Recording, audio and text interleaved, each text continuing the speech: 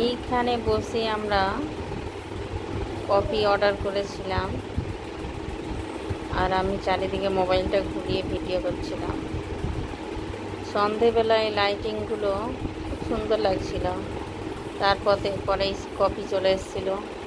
Coffee খাওয়ার পরে আমরা পাখিগুলো দেখলাম।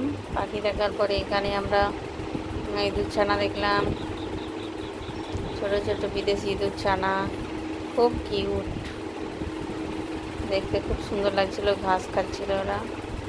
তো আমার মেয়ে বলছে আমি দেখি বলে আমার মেয়ে এখানে সেখানে দেখছিল। এরপরে আমি হাঁটতে হাঁটতে সামনে পুকুরের দিকে চলে আসলাম। এই পুকুরটার চারিদিকে লাইটিং সিস্টেম করা আছে, আর বক্স রয়েছে। মৃদু হালকা বেঙ্গালি সং, সন্ধেবেলা মিষ্টি সুরের গান চলতো এই জায়গাটাতে। খুব সুন্দর একটা গান চলছিল, দারুণ একটা ভিউ। আশেপাশে অনেকেই বসে আনন্দ উপভোগ করছিল, খুব সুন্দর। এখানে আমাদের প্রধান ম্যাডাম ইনস্টাগ্রামে রিলস তৈরি করে দিচ্ছিলেন। তারপরে বললাম চলুন একটু চলতে চলতে আমার দিকে তাকান, ভিডিও একটু করে নিই বলে হাঁটতে শুরু। আমি ক্যামেরাটা চারিদিকে ঘুরিয়ে দেখলাম, ভিউটা খুব সুন্দর ভিউ। ইচ্ছে করছিল আরও অনেকক্ষণ থাকি, কিন্তু আবহাওয়া খারাপের জন্য আমরা অতটা টাইম দিয়ে উঠতে পারিনি, চলে এসেছিলাম। এসো একটু হেঁটে তোমার ভিডিও করে নিই বলে আমি হেঁটে রাখলাম। এই জায়গাটা উপরটা এত সুন্দর লাগছিল, ক্যামেরাতে এতটাও বোঝা যাচ্ছে না, তবে খুব সুন্দর একটা ভিউ।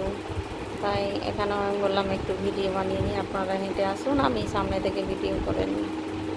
তাই ভিডিও করা হচ্ছিল।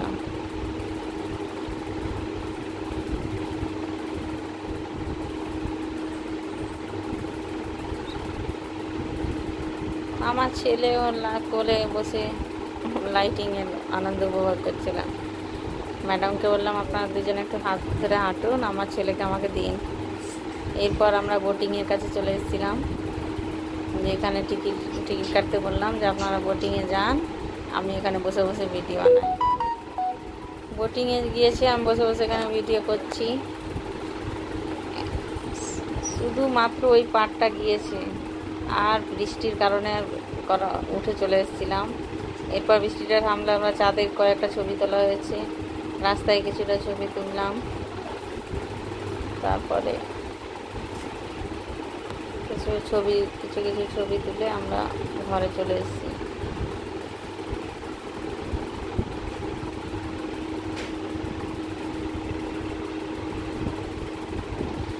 এই ছিল বেলা শেষ পার্কের মুহূর্ত।